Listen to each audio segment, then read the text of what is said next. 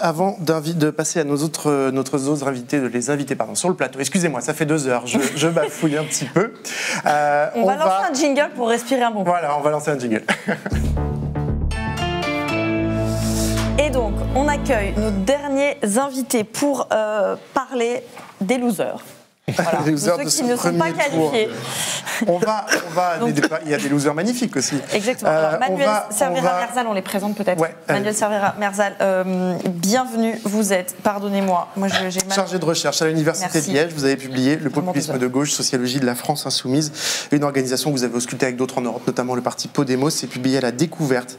Florent Gougou est avec nous et Émilien Warvial. On vous a accueilli. Vous êtes enseignant à Sciences Po Paris et vous travaillez sur la droite. Voilà. Avec une Valérie Pécresse ce soir qui n'est pas dans sa meilleure forme. On va en reparler, mais d'abord peut-être on va faire un petit tour sur les estimations, si c'est bon pour vous, pour se remettre en tête un petit peu où on en est de ce premier tour de l'élection présidentielle de 2022. Emmanuel Macron donné autour de 28,6% des voix, Marine Le Pen 24,4%, Jean-Luc Mélenchon 20,2%, Éric Zemmour beaucoup plus bas 7,2%, Valérie Pécresse 5,1%, au-dessus de la barre des 5%, Yannick Jadot 4,6%, en dessous de la barre des 5%, on va en parler à l'instant.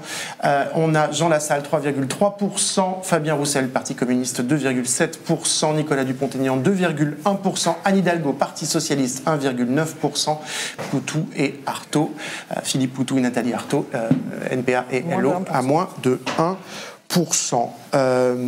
Peut-être avec vous, quand même, Émilien Warvial, et après on parlera de Jean-Luc Mélenchon, mais Émilien Warvial, c'est quand même un des faits majeurs de cette soirée, c'est le très très faible score de Valérie Pécresse. Ça vous a étonné de voir l'ampleur de cette crash, contre-performance, de ce crash? Oui, un peu, parce que malgré tout, les sondages, voilà, quoi qu'ils valent, donnaient Valérie Pécresse autour de 7, 8, 9%. Pour parler de tout dernier sondage, et on est peut-être au-dessous des 5%, donc un score qui est pas loin du lamentable, hein, pour le dire comme ça, surtout par rapport à ce qu'a été le parti des Républicains. Donc oui, c'est surprenant. Ça veut dire qu'il y a eu des phénomènes dans l'électorat de ralliement à l'un ou l'autre des candidats qualifiés au second tour qui a été plus important que prévu. Peut-être une forme de découragement aussi des électeurs qui ont bien compris que voilà, il y aurait rien de signifiant qui sortirait de la candidature de Valérie Pécresse, qu'il n'y avait rien à espérer et que donc il fallait exprimer quelque chose d'autre à travers ce vote. Mais oui, c'est sûr que c'est un résultat qui est surprenant et qui aura sans doute de multiples conséquences. Elle a fait des erreurs pendant sa campagne. Comment expliquer ce score ? Je dirais qu'elle a fait des erreurs, en tout cas qu'elle a une posture qui est un peu problématique. Elle a, y compris en termes sur la forme, un peu contre-performé à plusieurs reprises. Le programme était peut-être techniquement meilleur que celui de Macron, en fait, comme elle l'a répété, mais c'est pas ça qui compte, en fait. C'est la capacité à le synthétiser et à avoir quelques mesures claires qui impactent chez les électeurs et notamment chez ceux qui ne sont pas forcément acquis. Et puis, il y a sans doute aussi un phénomène de long terme de la droite qui s'effrite face à Emmanuel Macron, qui apparaît beaucoup plus crédible finalement et installé. Et finalement, c'est un peu le résultat d'un phénomène de long terme, voilà, notamment, ne serait-ce qu'une primaire qui était très tardive, qui s'adressait d'abord aux électeurs de la droite, en pensant pas forcément à tous les électeurs. Et en fait, c'était, je dis pas qu'elle a été condamnée dès le début à rater, parce que sans doute qu'elle aurait pu faire autrement, mais c'est vrai que tout jouait un peu contre elle, et en ce sens-là, c'est pas si surprenant que ça. Et alors, effectivement, vous expliquez que Emmanuel Macron a d'une certaine manière atomisé la droite et en tout cas a pu faire que son score est aussi bas. Est-ce que ce qu'elle a pu dire et justement tirer vers la droite la plus dure en parlant de français de papier, en évoquant le grand remplacement, est-ce que ces termes-là ont pu aussi la desservir, elle qui avait quitté les Républicains parce que le parti tirait trop à droite? Il y a pu d'abord y avoir un problème pour sa crédibilité, parce que finalement, on ne se rend pas bien compte de ce qu'elle incarne. Avant, elle incarnait une droite un peu libérale, voilà, très, très francilienne quelque part, puis elle change un peu de braquet pour aller, au moment du congrès, puis elle rechange de braquet au moment du premier tour, et donc ce qui fait que ça brouille un peu son image. Et puis oui, il y a peut-être eu une crainte aussi de certains électeurs de droite qui se sont dit, mais attendez, nous, on n'a pas envie d'aller trop frayer avec cette extrême droite-là, que ce soit celle d'Éric Zemmour ou celle de Marine Le Pen, et finalement, quand c'était un petit peu latent, ça pouvait encore marcher, mais là, je pense qu'il y a eu des moments, et on a vu d'ailleurs qu'après le congrès, je pense que c'est pas seulement la forme qui a joué, ces mots qui ont été évoqués quelle était l'intention qu'elle voulait y mettre, oui, on sans doute fait peur aux gens et on fait filer certains vers Emmanuel Macron qui, lui, semblait au moins ne pas avoir ces petites phrases qui détournaient, parce que de toute façon, il était en campagne et voire même au poste de chef de l'État. Jean-Luc Mélenchon. Ouais, non. D'abord, on va passer à Jean-Luc Mélenchon parce qu'on va l'entendre tout à l'heure. Mais Florent Gougou, ça m'intéresse. On en parlait tout à l'heure sur le précédent plateau. Ça vous intéressera aussi possiblement. Éric Zemmour, à l'instant, vient d'appeler à voter pour Marine Le Pen. Alors, il s'était moqué de Valérie Pécresse en disant qu'elle appellerait à voter à 20h02. Finalement, lui, il a appelé à voter à 21h pour Emmanuel Macron. Lui, il a quand même attendu 1 heure. Mais on n'était pas sûr que ça viendrait là, que ça viendrait même. Donc là, il appelle à voter pour Marine Le Pen. C'est finalement étonnant ou pas? Enfin, je ne sais pas jusqu'à quel point c'est étonnant, mais c'est plutôt, en tout cas, c'est une bonne nouvelle enregistrée par Marine Le Pen ce soir, d'avoir des ralliements, en fait. Déjà, on avait noté en 2007 le fait que Nicolas Dupont-Aignan appelle à voter pour elle était une nouveauté. Et il y avait des gens qui se ralliaient à sa candidature. On va voir, Nicolas Dupont-Aignan va devoir prendre la parole aussi ce soir. On ne sait pas encore. Pour savoir ce qu'il va faire. Et en fait, si plus Marine Le Pen va enregistrer de ralliements sur son nom, plus elle la met en position de dynamique vers le second tour, en montrant qu'elle n'est pas seulement qu'elle n'est plus complètement marginalisée, mais qu'il y a d'autres forces politiques qui peuvent aussi se rallier à elle dans les seconds tours d'élection. Alors, c'est pas surprenant, parce qu'on a affaire quand même à des périmètres qui sont relativement proches, mais pour autant, en fait, il vaut mieux ça que l'inverse, à savoir qu'avec Zemmour aurait ce soir appelé à voter ni Macron ni Le Pen. Et donc, de fait, de ce côté-là, il n'y a pas de chance. D'autant que dernière chose, le ton du début de campagne était quand même pour le moins vindicatif vis-à-vis de Marine Le Pen.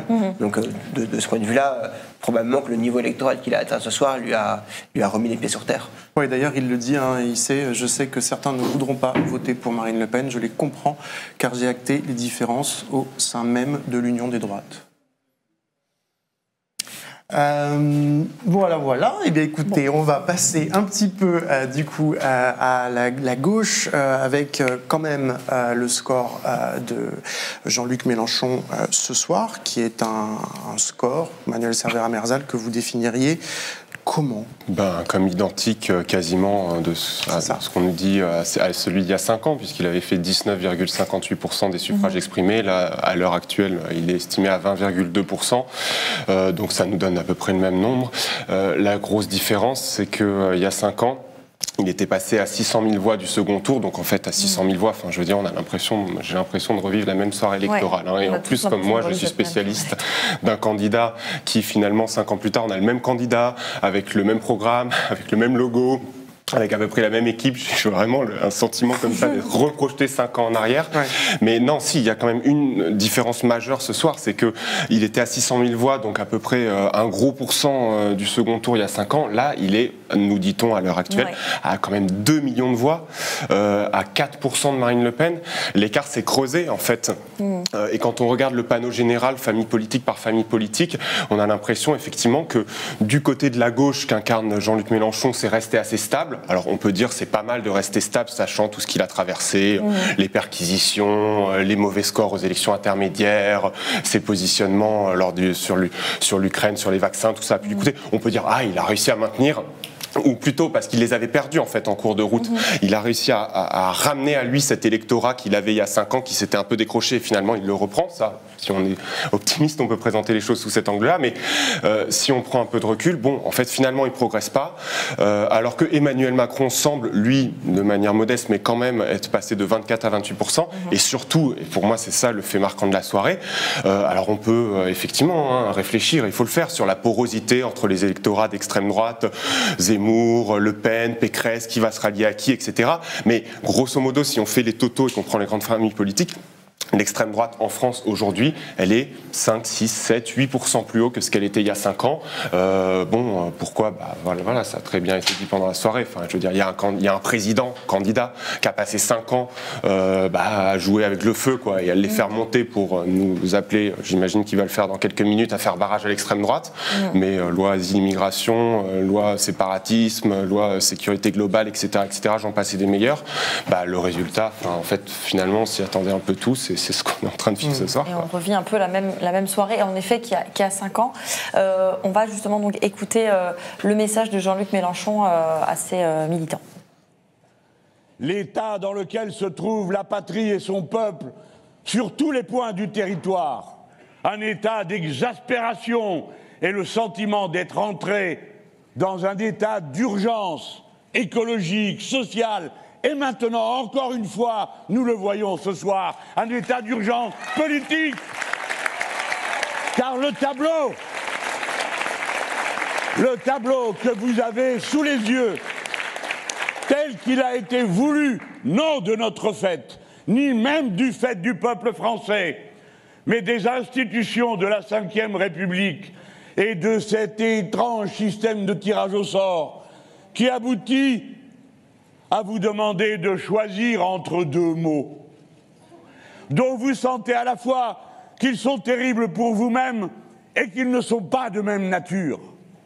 Et chacun d'entre vous se trouve mis au pied du mur de sa conscience, de la décision qu'il doit prendre. C'est la condition humaine d'être sans cesse confronté à des décisions qui sont souvent difficiles à prendre. Eh bien, la dernière fois, que s'est-il passé? Je vous ai dit ce que je vous redirai. Non. Je connais votre colère, mes compatriotes. Vous tous dont j'ai parlé il y a quelques instants, je connais votre colère. Ne vous abandonnez pas à ce qu'elles viennent à vous faire commettre des erreurs qui seraient définitivement irréparables.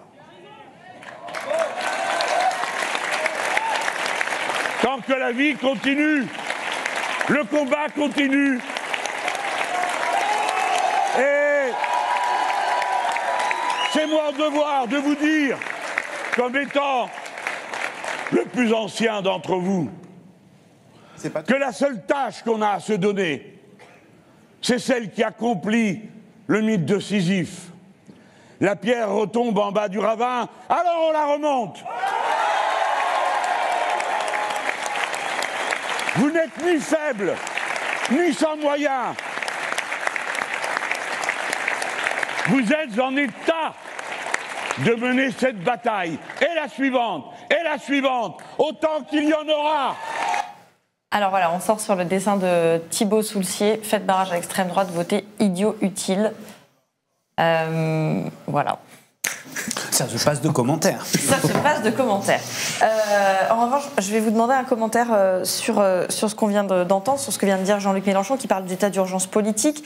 Alors, c'est pas l'extrait où il donne sa consigne de vote ou de non-vote, oui. Puisqu'il a redit pas une voix à Marine Le Pen, tout en précisant la consigne, enfin tout en précisant qu'une consultation serait faite. Donc, on est à nouveau dans la parfaite redite de 2017. Et on entendait tout à l'heure Alexis Corbière qui disait qu'il n'y avait pas d'ambiguïté là-dessus, pas un vote à Marine Le Pen et en même temps une consultation. Il n'y a pas d'ambiguïté du tout? Il n'y a pas d'ambiguïté. Il y en a. Si, il a un électorat qui est, mais en fait, comme tous les électorats, qui est hétéroclite, qui est composite. Lui, il a un enjeu aujourd'hui. C'est pour l'avenir, pour les prochains scrutins, notamment pour les législatives, mais pas que. Mais c'est de maintenir uni cet électorat-là. Il le sait. Il a pu le vérifier il y a 5 ans qu'il a une partie de son électorat qui va aller voter sans hésiter pour Emmanuel Macron. Il a une partie, et je pense qu'aujourd'hui c'est la majeure partie de son électorat qui va voter blanc, s'abstenir, voilà. Et une petite partie, alors moins que ce que nous disent certains sondages alarmistes, vite brandis comme ça par les éditorialistes qui disent regardez la porosité des électorats entre la France insoumise et le Rassemblement national, c'est pas vrai. Je me souviens, il y a 5 ans, par exemple, je suis allé un peu fouiller dans les archives pour voir, il y a 5 ans, on avait comme ça des sondages et des éditorialistes qui nous disaient qu'il y avait 30% des électeurs de Jean-Luc Mélenchon au premier tour qui voteraient pour Marine Le Pen au second tour. En réalité, on était aux alentours de 10-12%. Et je crois que c'est pas beaucoup plus, c'est pas plus chez lui que chez d'autres. Non, c'était pas. Enfin, si, c'est un petit peu plus chez lui que chez l'électorat de Yannick Jadot et de Anne Hidalgo. Il faut être honnête, c'est même le double d'ailleurs. Mais ça reste bien moins important que ce que l'électorat. En fait, c'est l'électorat de droite qui est susceptible de basculer majoritairement Donc non, en réalité, et puis même on a tout un tas d'enquêtes un peu solides sur voilà quels sont les, parce qu'on dit il y a un vote ouvrier pour Jean-Luc Mélenchon, il y en a un autre pour Marine Le Pen, et c'est ces gens-là qui peuvent basculer, mais en réalité c'est pas les mêmes segments du vote ouvrier, enfin c'est pas dans les mêmes types d'entreprises, c'est pas les mêmes situations d'emploi. Donc il y a une porosité, mais qui est souvent un peu surestimée. Florent Gougou, un mot sur ce que vient de dire Jean-Luc Mélenchon et ce dont on vient de parler. Ouais, la première chose sur laquelle je voudrais réagir, c'est le fait qu'on a l'impression on dit depuis tout à l'heure qu'on revit la même soirée électorale. En fait, on ne revit pas quand même tout à fait la même soirée électorale. Il y a 5 ans, on disait qu'il y avait 4 candidats. Et là, il n'y en a plus que 3 quand même. Donc en fait, il y a quelque chose qui s'est passé et qui n'est pas complètement négligeable dans cette opération-là. Et qui dit aussi, enfin, qui rappelle qu'au fond, on est probablement un peu plus proche de quelque chose qui est un mix entre les élections législatives de 2007 et les européennes de 2019, qui avait montré en fait l'effondrement de LR et le déplacement du centre de gravité de l'électorat Macron vers sa droite, et qui est probablement en fait l'explication du fait que ce soir il passe de 24 à 28%. C'est qu'en fait il a su séduire une partie de l'électorat de la droite classique et, au cours du mandat, et le conserver et le transformer. On verra demain quand on aura des résultats électoraux qui arriveront et qu'on pourra les regarder dans certains territoires. Je mets ma main à couper ici que vous allez voir des choses spectaculaires dans le 16e arrondissement de Paris où François Fillon faisait encore quasiment 60% en 2017 et va probablement complètement s'effondrer. Et peut-être même en revanche des transformations avec dans le centre de Paris par exemple où Emmanuel Macron faisait ses meilleurs résultats en séduisant une partie de l'électorat de gauche libérale, et même peut-être que là il n'y aura pas la même type de dynamique qu'on va observer. Donc il y a des choses qui se passent et on a l'impression d'avoir les mêmes protagonistes, les mêmes types de réflexes, à savoir non à l'extrême droite, mais pour autant il y a des rapports de force électoraux qui ne sont plus ceux du premier tour de la présidentielle, mais qui sont plutôt ceux de l'ensemble de la séquence de 2017.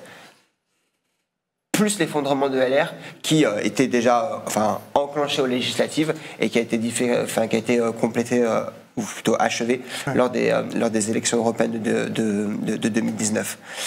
Sur la question, redites-moi la question parce que je l'ai oublié. Non, c'est une réaction. Du coup, non, peut-être rebondir parce que vous êtes spécialiste du vote ouvrier sur les fractions des milieux populaires aussi. La distribution entre droite et gauche, ça peut être intéressant. Ouais. Alors, moi, ce que je observe dans les enquêtes d'opinion, c'est que, le vote de Jean-Luc Mélenchon, c'est pas un vote il n'est pas spécialement marqué par un survote ouvrier. En quelque sorte, aujourd'hui, en fait, s'il y a un candidat qui a un survote ouvrier et qui est devenu massif aujourd'hui, c'est Marine Le Pen. Et donc il y a à peu près quasiment le double de Faresta qui est souvent 15 à 20 points supérieur dans le monde ouvrier par rapport à ce qu'il est dans la moyenne de son électorat. Et Jean-Luc Mélenchon a un électorat qui est pas ça ressemble pas du tout à l'électorat du Parti communiste dans les années 70 qui lui avait un survote ouvrier qui était massif. Résultat, c'est pas ce genre de transfert en fait qu'on voit. Il y a plein de théories comme ça en sciences politiques ou même en plus chez les observateurs de la vie politique qui racontent qu'il y a comme un fer à cheval et qu'il y a en fait au fond entre la gauche radicale et la droite radicale il y a le mot radical qui est partagé. Résultat, on pourrait passer de l'un à l'autre sans coup férir. En fait, c'est pas ce que disent les enquêtes d'opinion qui mesurent les reports de voix entre les deux tours.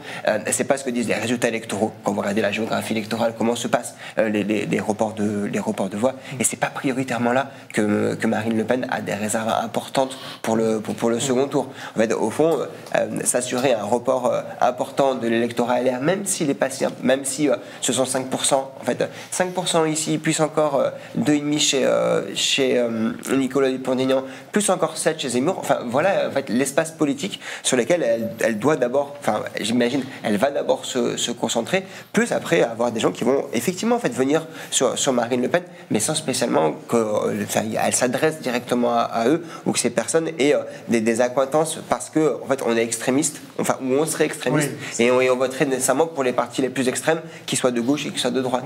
Bon rappel, parce que c'est vrai que c'est un récit qu'on a souvent entre deux tours d'élection. Donc si on se faisait un petit point sur les appels à voter pour les uns et les autres, donc on a Nicolas Dupont-Aignan qui appelle les Français à tout faire pour faire barrage à Macron, donc on attendait sa réaction.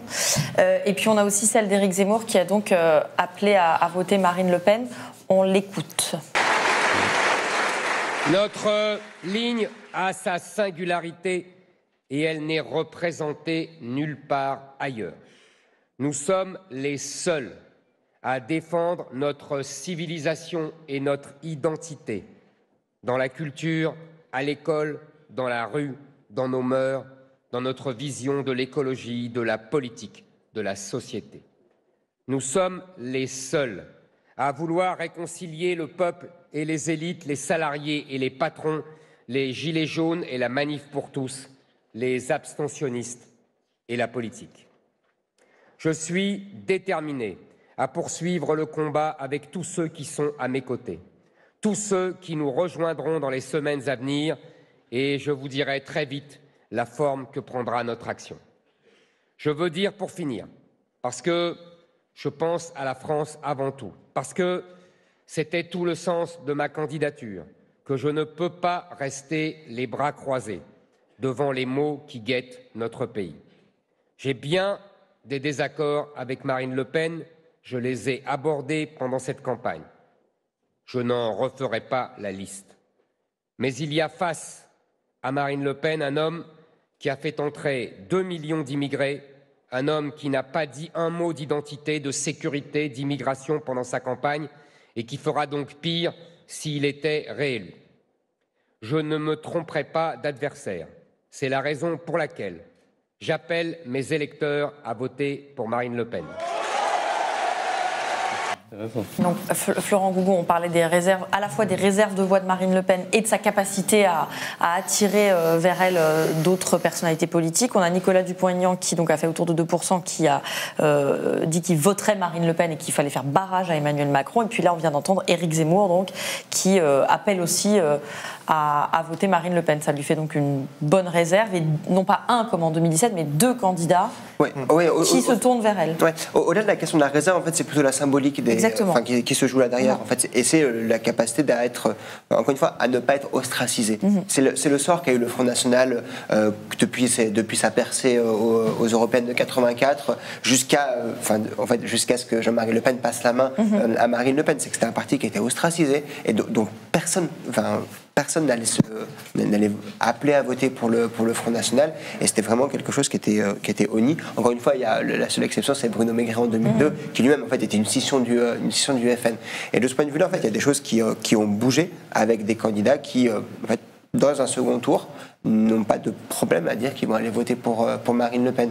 Et de fait, ça lui permet, elle, de son côté, de raconter le récit du rassemblement, qui est un récit qui n'aurait absolument aucun sens si jamais il n'y a personne qui voulait venir avec elle. Ouais. Ce qui n'est pas le cas aujourd'hui. Émilien Warrial, vous vouliez en parler un petit peu sur l'avenir de Reconquête. Reconquête, ça fait partie de ces mouvements, finalement, c'est autour de la personnalité d'Éric Zemmour.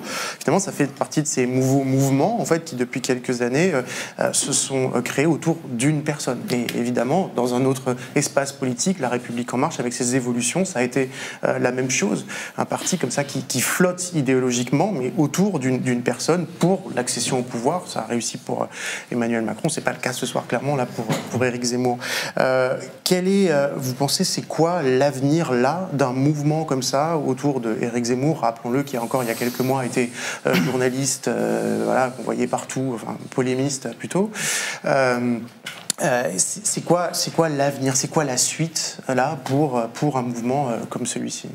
C'est vrai que le problème de ce type de mouvement, donc, qui est très personnalisé, qui est même le parti personnel, comme on peut le dire en sciences politiques, c'est qu'il dépend fortement de son leader. Donc si le leader part parce qu'il décide qu'il n'y a plus rien à faire et que finalement il avait l'élan pour une campagne et que finalement c'est plus intéressant par exemple d'aller vendre des livres, et bien quelque part le parti peut s'effondrer, peut être repris par quelques identitaires, mais ce sera tout. Et en fait tout dépendait un peu du score. Là, est-ce que le score va donner envie avec Zemmour de rester en politique comme ça, et ce qui va donner aussi aux cadres qui sont partis du RN de rester et de faire campagne seul. Est-ce qu'il va pas y avoir est-ce qu'il va pas y avoir une forme de repentance de leur part et d'aller retourner là où il y a quand même peut-être un peu plus d'espoir, c'est-à-dire chez le RN.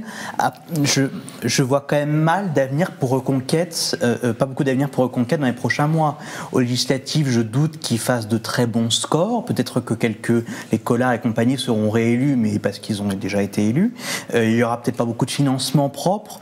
Il y aura pas d'organisation. Peut-être que le leader partira. Donc, je vois pas grand-chose, et il est possible que, même si ça aura été quelque chose de marquant, remobiliser des gens derrière une ligne particulière beaucoup plus provocatrice finalement que Marine Le Pen a voulu le montrer ces derniers temps. Je pense que le RN a bien montré qu'il était hégémonique dans cet espace de l'extrême droite aujourd'hui. Je crois que vous vouliez ajouter un petit mot sur ce qu'on a entendu tout à l'heure, la réaction de Valérie Valérie Pécresse son appel à voter pour Emmanuel Macron. Oui, ce qui est intéressant, c'est qu'en fait, elle a utilisé les termes de Jacques Chirac en 2002, et en fait, ça montre bien qu'elle a plus d'autre chose quand même que ce patrimoine politique et idéologique de la droite, qui est de faire appel aux grandes figures. Elle en a parlé tout le temps dans sa campagne, Sarkozy, Chirac, même Pompidou y est passé. Et là, en fait, on ressort du Chirac de 2002, alors que Chirac lui-même est en position de gagner, et en plus, c'était dans une époque de la droite qui était un peu plus libérale et un peu plus claire sur son positionnement vis-à-vis de l'extrême droite, même si, voilà, elle n'a pas appelé quoi que ce soit, il n'y a que Éric Ciotti pour entretenir une ambiguïté comme ça, mais elle est obligée, finalement, de recycler des vieux mots de la droite pour avoir quelque chose à dire sur ce moment politique. Et aussi, on voit que ce dont dépendait l'ostracisme ou non du RN ces dernières années, c'était aussi de savoir si les Républicains allaient accepter ou pas les alliances. Et Marine Le Pen a demandé, par exemple, dès 2017, dans les élections législatives à Mayotte, par exemple, de faire alliance avec les Républicains. Et là, on voit que ça n'a même plus de pertinence de chercher à faire alliance avec les Républicains. On verra s'ils ont encore quelques députés. Mais sinon, avant, c'était de eux que dépendait ou pas, je dirais, cet ostracisme, cette marginalisation du Front National, du Rassemblement National. Et aujourd'hui, c'est plus le cas. Donc, ça remet encore plus en question leur avenir. Est-ce qu'ils seront toujours les parias de la vie politique française? Pardon, juste une petite relance. Vous disiez il n'y a plus que Éric Ciotti. À la primaire, c'est quand même un quart des militants qui ont voté aux primaires LR. Et effectivement. Oui, puis après on peut citer Nadine Morano, pourquoi pas Laurent Wauquiez, on peut toujours trouver des gens comme même. C'est vrai qu'au sein de la nomenclatura de LR, c'est vrai que c'est quand même plutôt marginal la part de ceux qui entretiennent ces cours de droite radicale qui vont par exemple accepter de dire que le grand remplacement ça existe et qu'il faut lutter contre. Donc pour eux, il y aura une tentation de se dire est-ce qu'on reste dans le parti et qu'on le met à la sauce Zemmour ou est-ce qu'on part carrément à l'extrême droite. Mais moi, je pense que la plupart des gens aujourd'hui vont plutôt essayer de chercher une reconversion du côté Macron compatible que du côté Zemmour. Évidemment, c'est significatif malgré tout. On va ouvrir un chapitre gauche, si vous voulez bien, quand même, parce qu'il faut qu'on en parle et on a quand même pas mal de choses à dire. On va ouvrir ce chapitre. On a commencé à parler de Jean-Luc Mélenchon et on va en reparler substantiellement parce qu'il y a beaucoup de choses à dire et qu'il est le troisième homme de cette présidentielle, sa troisième candidature à la présidentielle. Est-ce que ce sera sa dernière? On verra. Mais on va, pour lancer ce chapitre, écouter la réaction de Yannick Jadot, le candidat écologiste, crédité ce soir d'un score assez faible, autour de 4%, 4-5%. Et vous le savez, c'est peu dire. Pourtant que ces enjeux vitaux pour notre pays, vitaux pour nous et nos enfants, ont été largement ignorés dans cette campagne confisquée. Nous en tirerons toutes les leçons. L'écologie sera donc absente du second tour. Elle ne peut pas l'être du quinquennat. C'est pourquoi il faudra bien et vite, très vite, lors des élections législatives, regarder et enfin voir la situation en face et agir. Il faudra bien voir l'urgence vitale de la bataille pour le climat et la biodiversité. Il faudra bien voir les menaces contre la démocratie, ici et en Europe. Il faudra bien sortir d'une société morcelée, bloquée, empêchée, méprisée, qui tourne le dos à la jeunesse. Il faudra entendre la voix et répondre enfin à celles et ceux qui réclament plus d'égalité et de justice sociale. Je sais que la mission historique des écologistes est de faire entrer la France dans ses combats de vie et de dignité. Les élections législatives en seront l'occasion. L'écologie a besoin dès ce soir de votre soutien financier pour poursuivre ces indispensables combats. Je vous invite à vous rendre sur le site soutenirlécologie.fr pour faire un don. Nous ne lâcherons rien. Je ne lâcherai pas. L'état du pays l'impose. Ce soir, nous prenons une fois de plus nos responsabilités, sans hésitation, sans ambiguïté, car l'écologie, c'est la République. J'appelle les électrices et les électeurs écologistes à faire barrage à l'extrême droite en déposant dans l'urne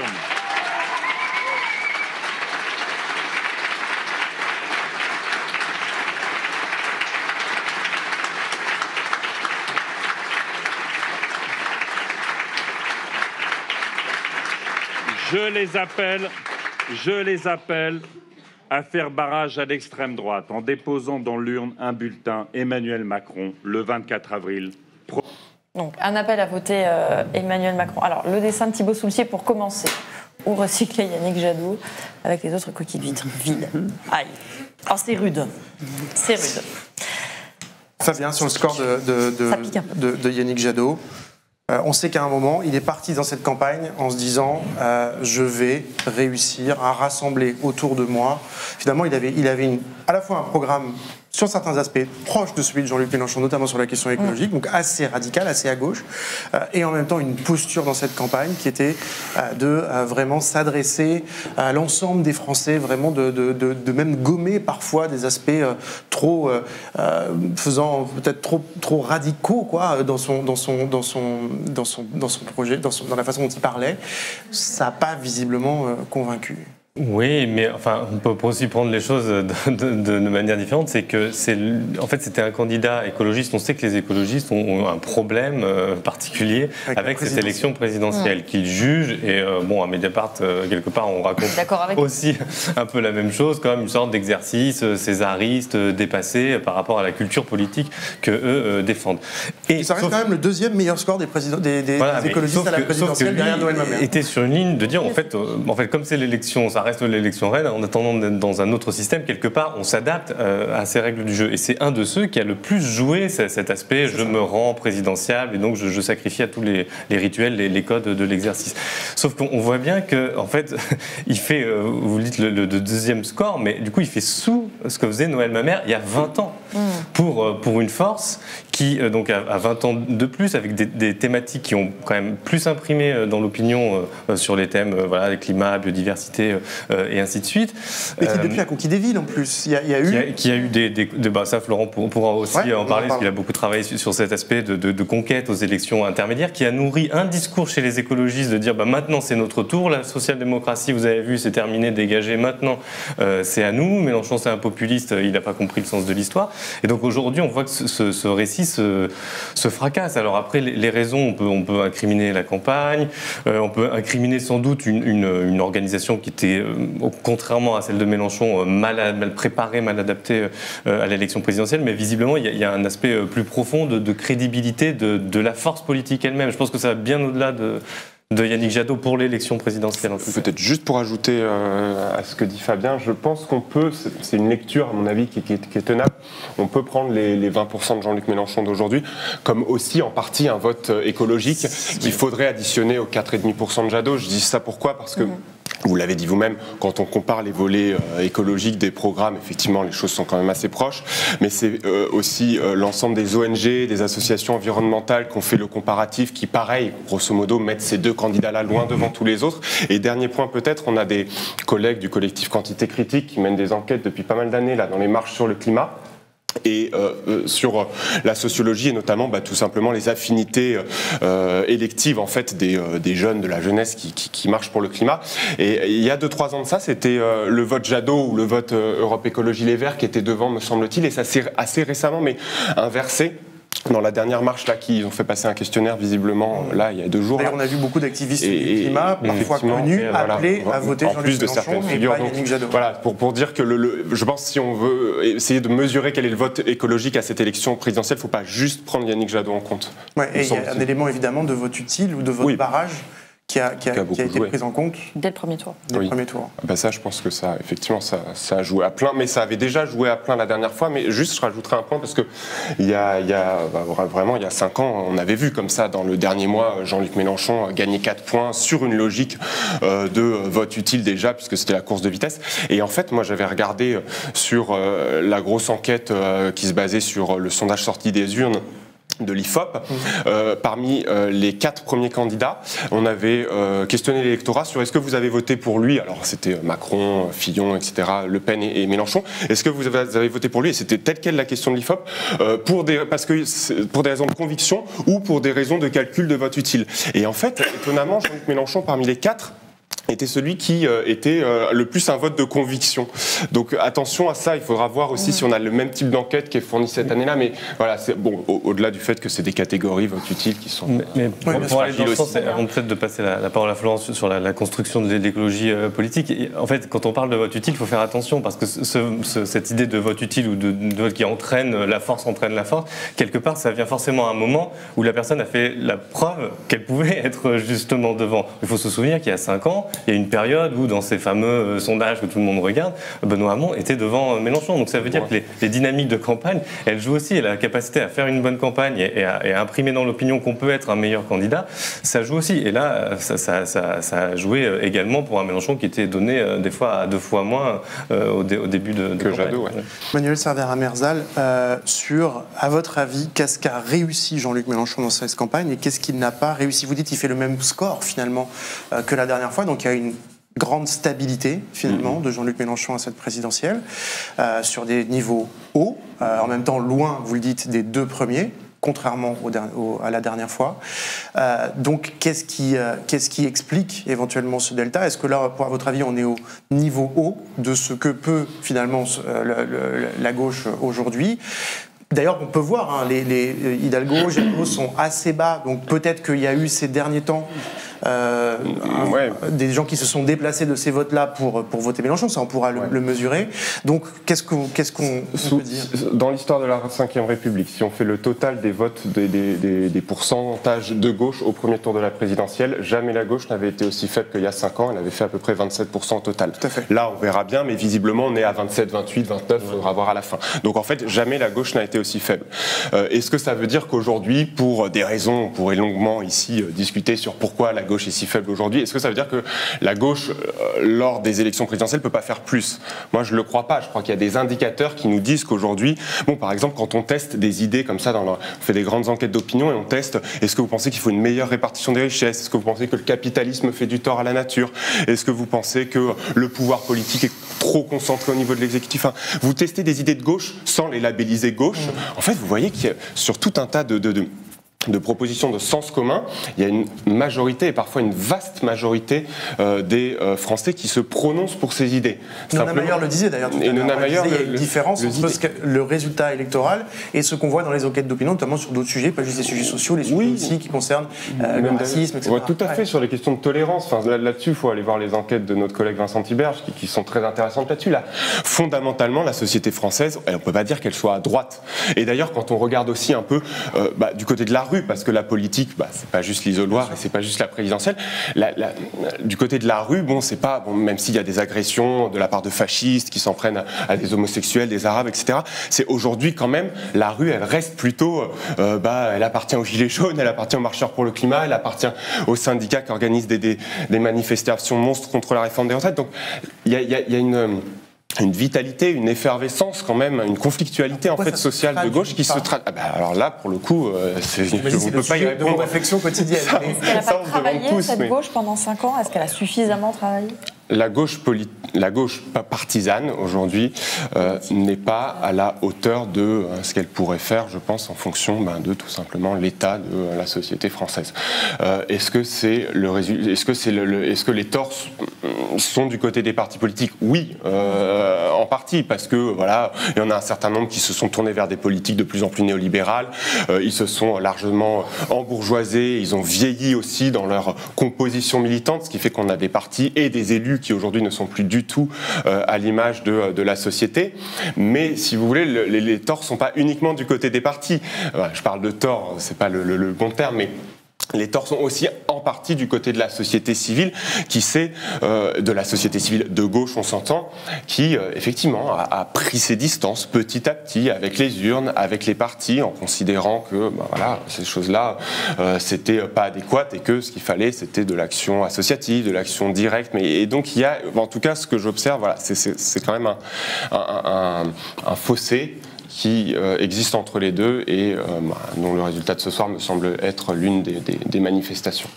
Et je crois que le dessin de Thibault, c'est autour de l'écologie, justement, et du deuxième tour. Oui, le rapport du GIEC disait plus que 3 ans avant l'irrémédiable. Donc Macron-Le Pen, avec qui passer ces 2 ans, 11 mois et 24 jours qu'il nous reste? Laurent Gougou, peut-être sur ce dessin d'ailleurs, mais plus largement sur ce dont on parlait, à la fois ce niveau haut là de la gauche en ce moment, qui semble être un niveau bas en tout cas, mais qui semble son niveau maximum, et ce qu'on disait sur les écologistes. Oui, d'abord ce qu'on disait, c'est que dans les préoccupations des Français, telles que mesurent les enquêtes d'opinion actuellement, l'environnement venait en 3e position avec 26%. Donc, en fait, il y a des préoccupations qui sont très puissantes et puis le pouvoir d'achat qui a explosé à peu près tout. Vous avez des préoccupations qui sont attachées au parti de gauche qui était là dans le débat public. Il n'y a pas de doute là-dessus. Tout à l'heure aussi, on a commencé l'émission en disant qu'en fait, on avait l'impression que la gauche était absente. En fait, la gauche a été formidablement présente lors de cette élection. Il y avait un candidat pour le PS, un candidat pour ELV, un candidat pour le Parti communiste, un candidat pour la France insoumise et 2 candidats trotskistes. En fait, elle a été pendant la campagne officielle numériquement très présente, et même donc, en temps de parole qui était accordé aux candidats, de fait, elle a même occupé plus de temps d'antenne que les autres au cours des 2 dernières semaines. Ça me permet déjà de rajouter un point supplémentaire sur ce qu'a réussi Jean-Luc Mélenchon. Au fond, Jean-Luc Mélenchon, il a réussi la même chose que ce qu'il avait réussi il y a 5 ans, à savoir montrer quand il y a la campagne et que tout le monde, on peut comparer les gens parce qu'on a le même temps d'antenne pour tout le monde, parce qu'on a des débats et qu'on peut les voir. En fait, il a montré qu'il était le meilleur candidat de gauche lors de l'élection présidentielle. En fait, il est celui qui paraît le plus capable, le plus crédible aux yeux des électeurs, le meilleur orateur. Celui qui, même s'il honnie ses institutions, en tout cas, il semble les honnir. Et il dit que si jamais il est arrivé au pouvoir directement, on supprimait la 5e République. En fait, il est formidablement bien adapté à cette élection, Jean-Luc Mélenchon. Alors que d'autres, en fait, montrent qu'ils n'en veulent pas, mais en plus, ils ne sont pas du tout adaptés pour cette élection-là. Tout à l'heure, Fabien disait, oui, Yannick Jadot, il a joué le jeu. Et effectivement, on le voyait tout à l'heure dans son superbe costume. Vous voyez, en fait, il avait un superbe costume de président de la République, mais il paraissait un peu étriqué, en fait, comme si ça lui allait pas si bien que ça, en fait. Et c'est ça la représentation qu'ont les électeurs quand ils comparent un peu tous ces candidats de gauche. Résultat, ça me permet aussi de dire ce que n'a pas réussi Jean-Luc Mélenchon. Si je disais qu'il y avait 4 candidats, c'est qu'à la fin, il n'y en avait que 2 des candidats. Il n'y avait que Jean-Luc Mélenchon et Benoît Hamon sur l'espace qui va de la FI jusqu'au PS, en passant par EELV et le PCF. Mais en fait, ça tient aussi à Jean-Luc Mélenchon le fait que Fabien Roussel était candidat. Ça faisait en 2012 et en 2017, les communistes étaient avec Jean-Luc Mélenchon. Et il doit aussi s'interroger de savoir pourquoi est-ce que les communistes... Il y a un schisme dès 2017 très rapidement avec les communistes. Et ça tient...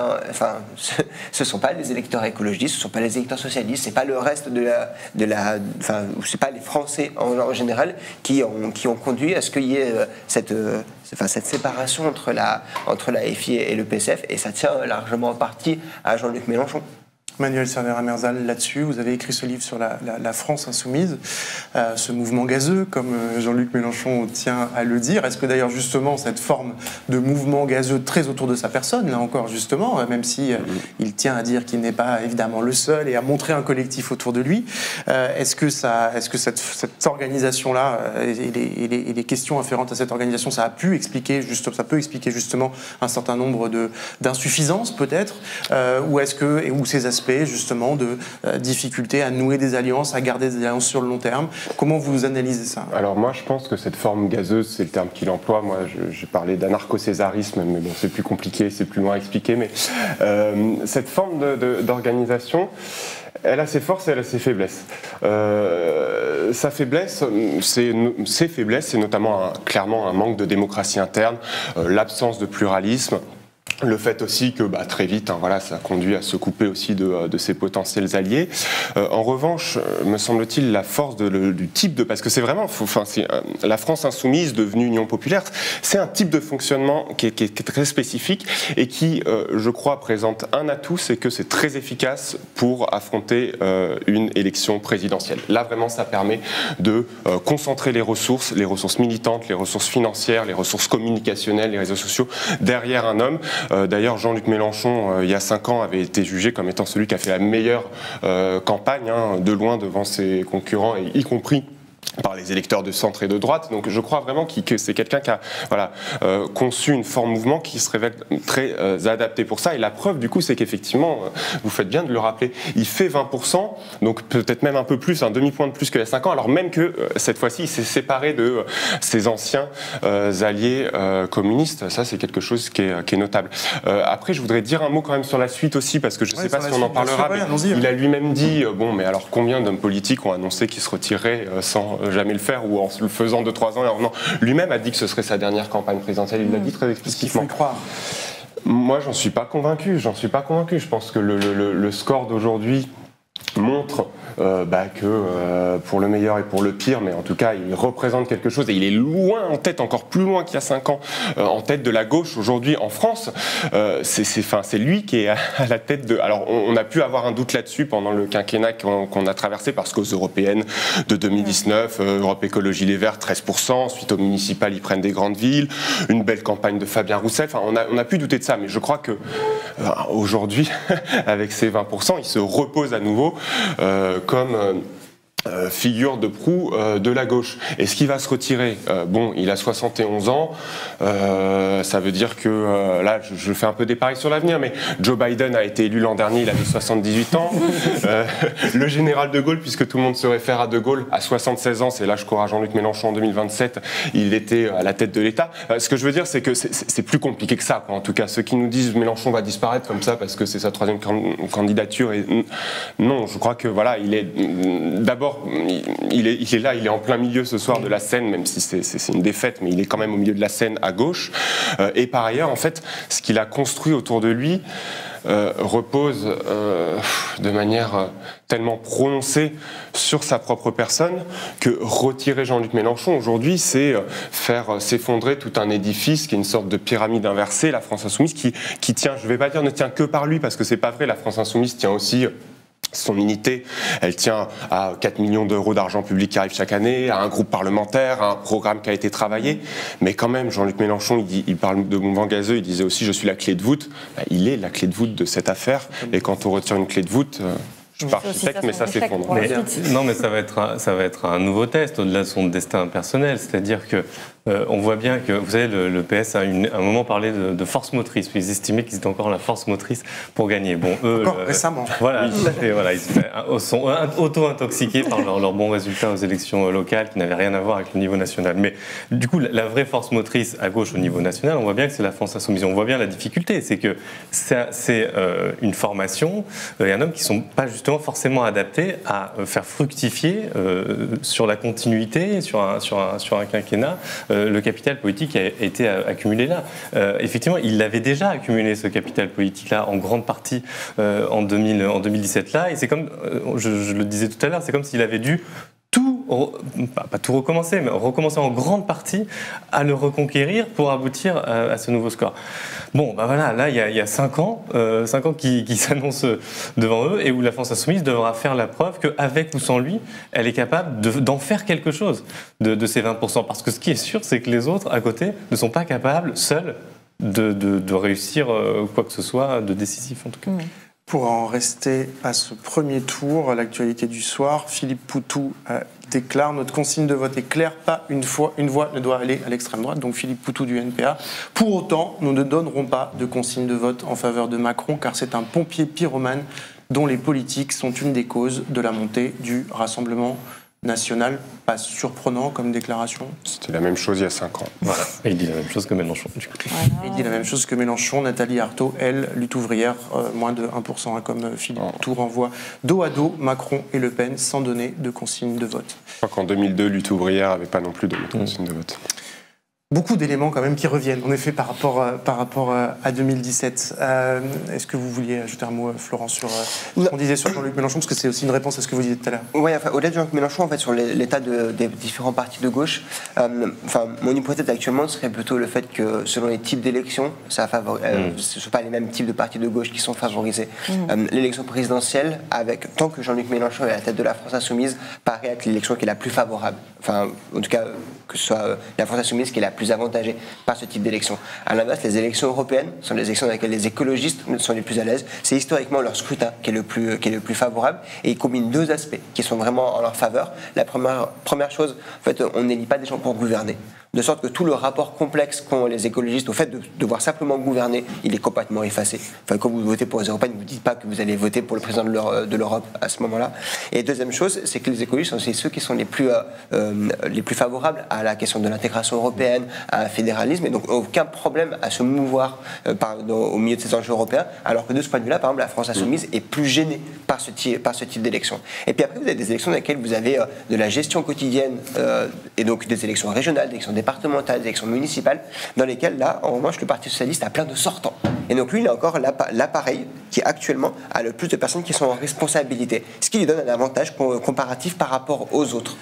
De ce point de vue-là, la percée des écologistes en 2020 et le fait qu'ils aient conquis des nouvelles communes leur permet, au minimum dans les très grandes villes, de devenir des compétiteurs crédibles par rapport au PS. Et aujourd'hui même, les écologistes ont plus de très grandes villes de France que le PS.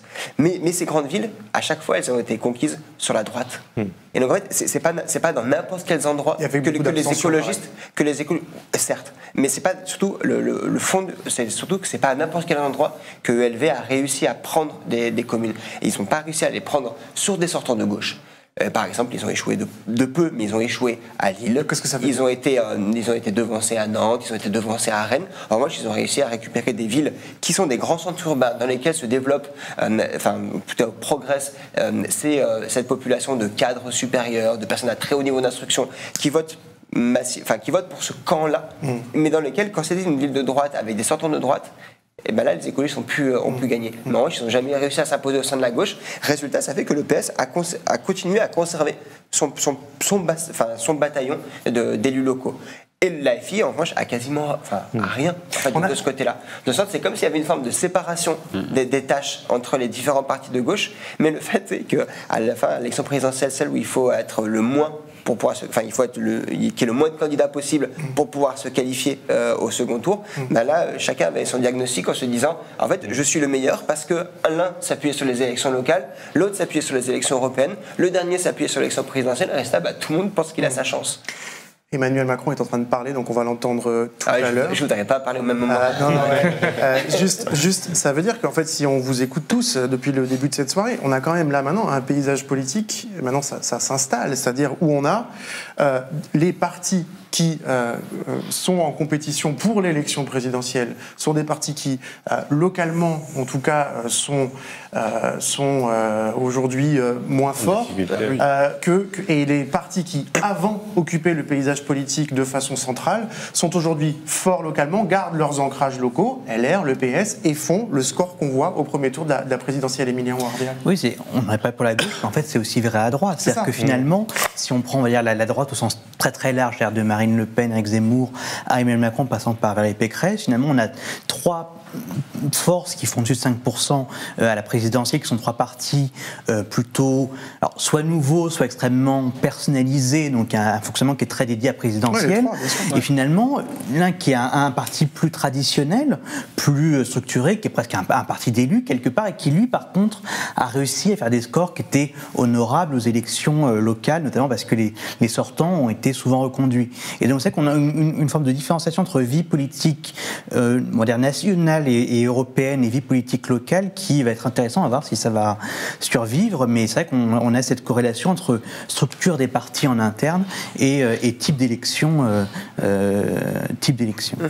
Ouais, cette désynchronisation, on l'observe dans les résultats électoraux, mais surtout elle a une explication, en tout cas une explication potentielle, c'est que les lignes de conflit qui dominent au niveau national, ce qu'on a dit tout à l'heure dans la première partie de l'émission, à savoir, on l'appelle comme on veut, mais en tout cas, dans les termes de certains candidats, les mondialistes contre les nationaux, en fait, pour les élections européennes, ça marche, en fait, ça fait sens, mais pour les élections locales, en fait, c'est quoi? Elle est parlé pendant les élections municipales de la ligne de conflit entre les mondialistes et les nationaux. En fait, ça ne fait absolument pas sens. Et donc, c'est comme ça qu'on pourrait expliquer que dans ce nouveau monde politique ouvert depuis 2017, on aurait une forme de désynchronisation de l'arène politique locale et de l'arène politique nationale, parce que ce ne sont pas les mêmes types d'enjeux qui sont dominants à chacun de ces niveaux de pouvoir. De la même façon que plein de gens, dans leur pratique ou dans leur engagement, déconnectent leur engagement local de la présidentielle. En fait. Bah oui, oui, effectivement. Enfin, ça, le vote, effectivement, d'un citoyen type aux élections européennes, aux élections municipales et puis aux présidentielles, on peut voir des choses tout à fait. Enfin, là, on peut se faire plaisir en termes d'imagination. On trouvera effectivement dans la réalité ce qui peut en apparence nous paraître comme une contradiction. Mais de ce point de vue-là, c'est en rupture avec la période avant 2007, qui était une période dans laquelle il y avait eu progressivement une forme de nationalisation des élections locales. C'est un phénomène que les chercheurs avaient analysé dès les années 70, dans lesquels, à la suite de la refondation du PS, il y avait une clarification des logiques d'alliance au niveau local, calée par rapport au niveau national. Donc le PS avait arrêté de faire des alliances avec le centre, par exemple, avait promu l'union de la gauche à tous les types d'élections.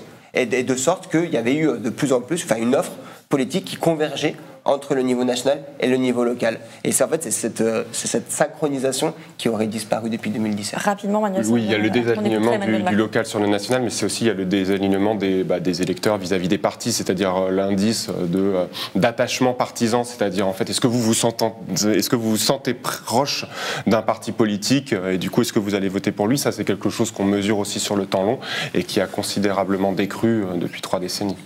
Qui fait aussi que le jeu politique électoral est plus fluide aussi d'une élection à l'autre. On écoute Emmanuel Macron. Et je remercie tous nos compatriotes qui, dès le premier tour, ont porté leur suffrage sur ma candidature. Merci.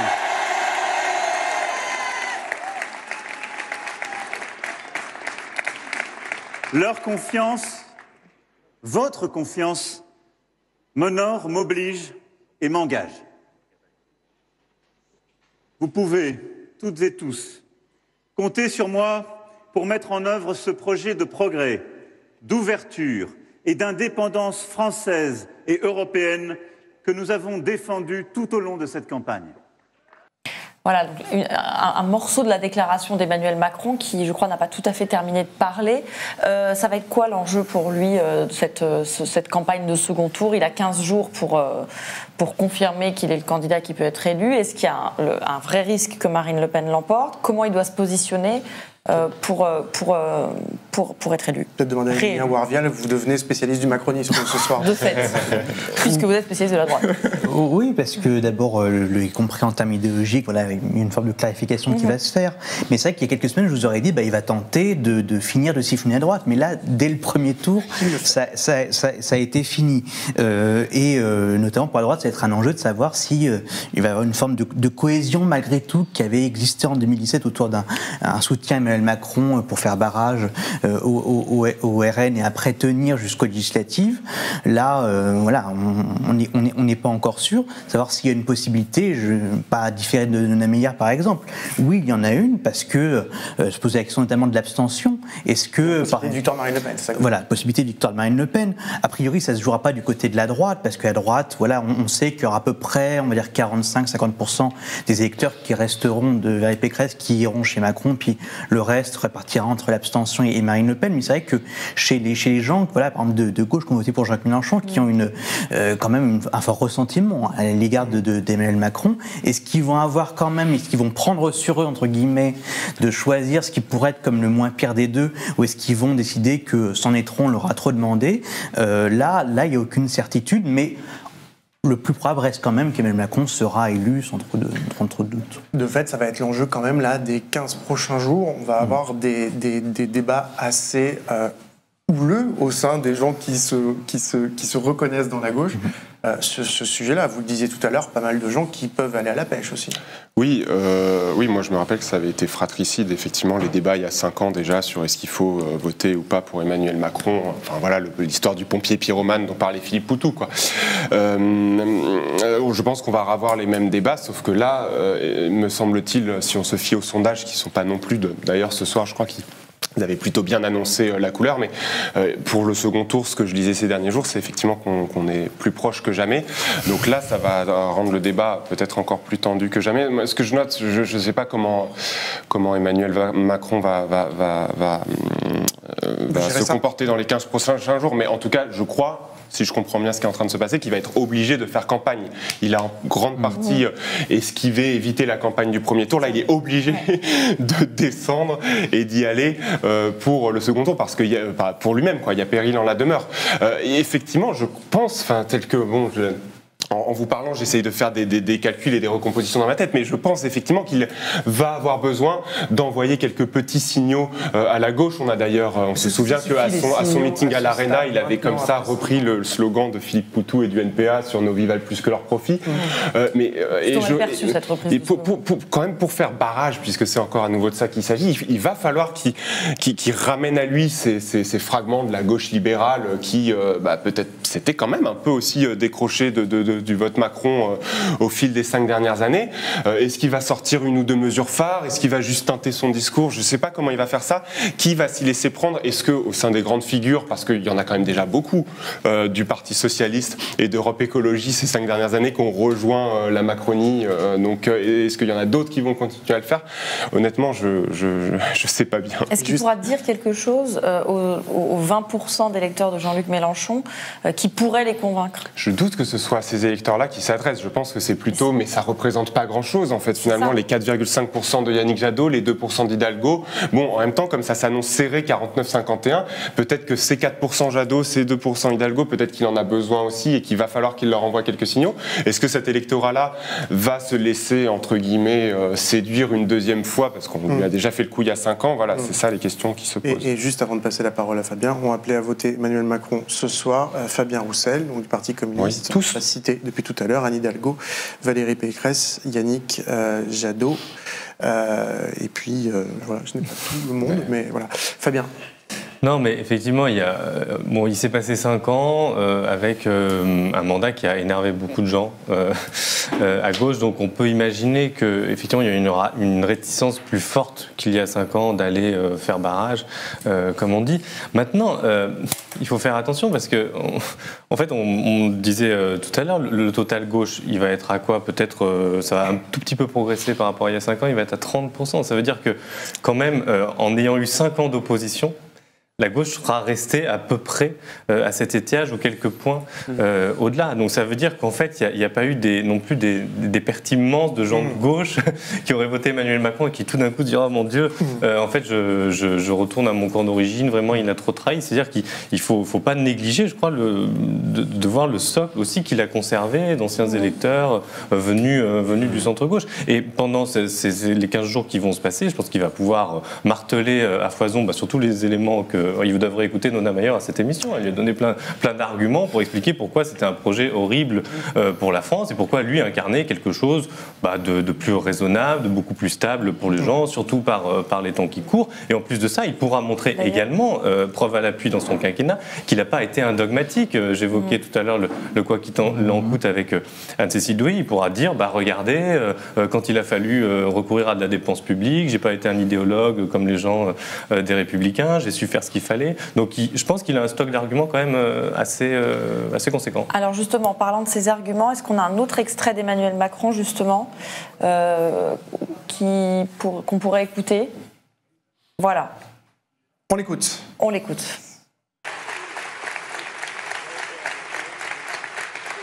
Car ne nous trompons pas, rien n'est joué. Et le débat que nous aurons dans les 15 jours à venir est décisif pour notre pays et pour l'Europe.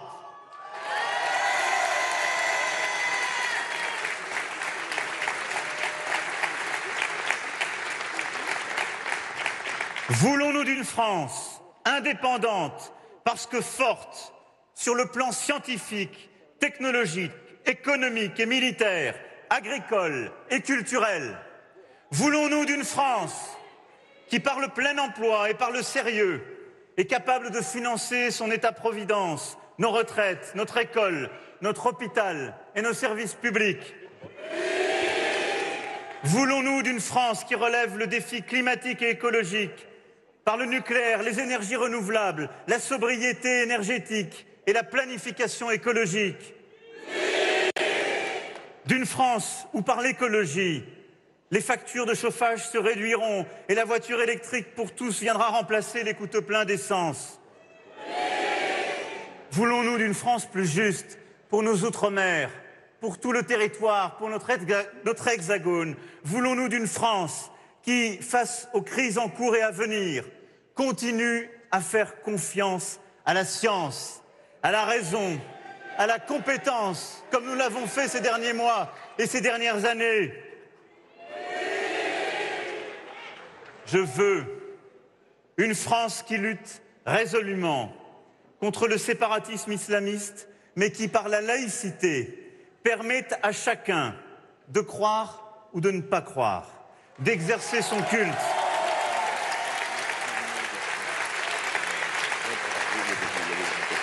Et pas une France qui empêche les musulmans ou les juifs de manger comme le prescrit leur religion. Ce n'est pas nous.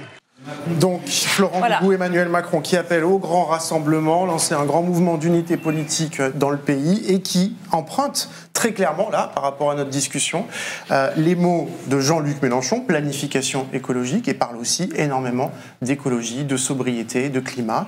Voilà le paysage posé pour le deuxième tour. Ouais, d'abord, je voudrais revenir sur quelque chose qu'on a dit au tout début de l'émission, à savoir qu'il y a plusieurs fois l'idée sur laquelle Emmanuel Macron n'aurait pas réussi sa campagne.